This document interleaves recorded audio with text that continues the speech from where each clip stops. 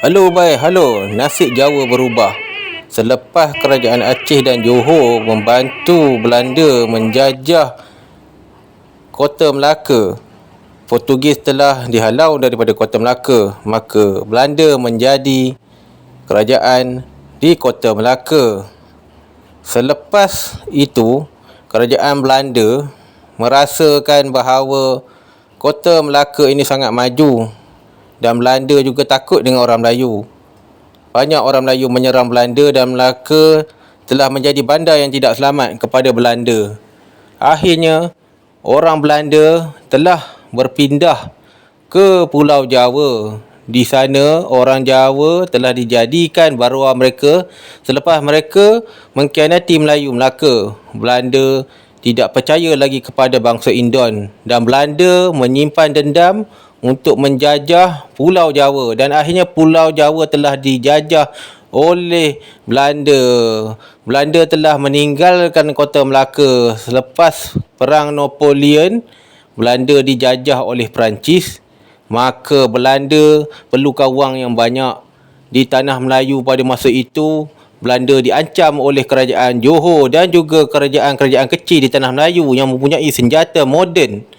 Pada masa itu, Belanda telah mengambil keputusan berundur daripada Melaka kerana mereka tidak lagi mendapat sokongan orang Melayu di Melaka.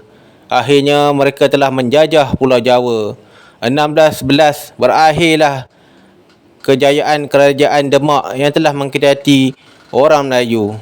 Orang Melayu telah memberikan orang Jawa kerja. Malangnya orang Jawa telah mengkhianati orang Melayu dan juga mereka telah menipu banyak pedagang Belanda. Daripada 100 kati beras, mereka telah mencuri 30% beras. Inilah sikap perangai orang Pulau Jawa dan akhirnya pada 1611 kerajaan Demak telah dihancurkan oleh kerajaan Belanda. Belanda telah menjajah Pulau Jawa.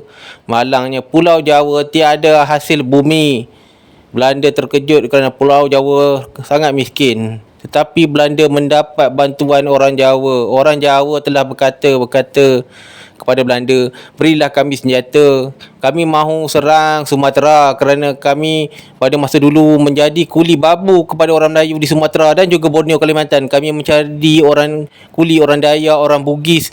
Mereka melayan kami sebagai tukang angkat tahi. Kasihan sekali orang Jawa. Dan akhirnya, nasib Jawa telah menyebabkan mereka menjadi babu. Orang Melayu kembali dengan kerajaan Johor, kerajaan Pasai, kerajaan Palembang, kerajaan Medan, Fatalungan dan banyak lagi kerajaan-kerajaan Dayak tubuh.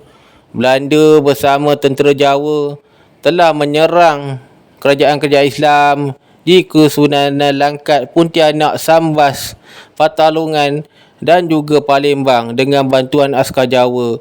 Dan akhirnya Malaysia telah tumbuh sehingga sekarang Indonesia masih lagi dalam sejarah.